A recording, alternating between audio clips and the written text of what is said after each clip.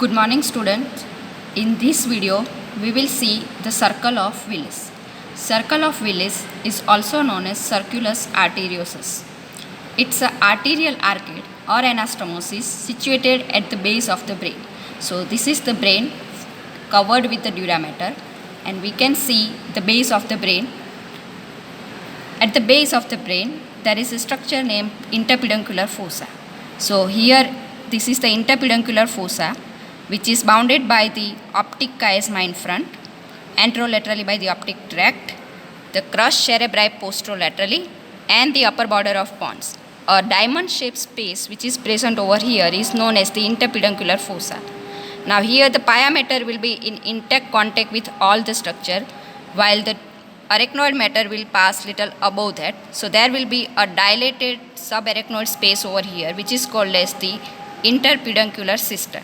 So this circle of Willis or arterial arcade is present within this subarachnoid space or the cistern of the interpeduncular fossa.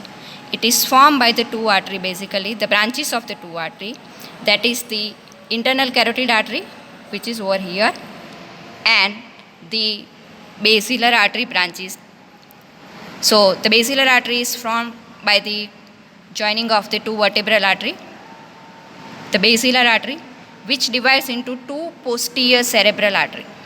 So here the posterior cerebral artery 2 diverging. From here the middle cerebral artery divides into internal carotid artery divides into one, the middle cerebral artery, which goes into this lateral sulcus, and one, the anterior cerebral artery. These two anterior cerebral artery are communicated by an intercommunicating anterior communicating artery. And from the internal carotid, the one branch that is known as the posterior communicating artery is present, which connect from here to the posterior cerebral artery.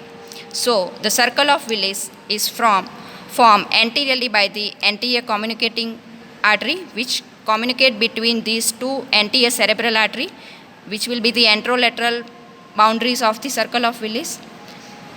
Posterolaterally it will be by the posterior communicating artery, and most posteriorly it is the two posterior cerebral artery. So this will complete the whole circle. This is known as the circle of Willis. It is not actually the circle, it is actually polygonal in shape, and this circle of Willis will give branches, respectively the anteromedial branches from here, the anterolateral branches over here, the posteromedial branches, and the posterolateral branches, which will give, all these branches will give central and perforating branches, and that will supply the area nearer over here.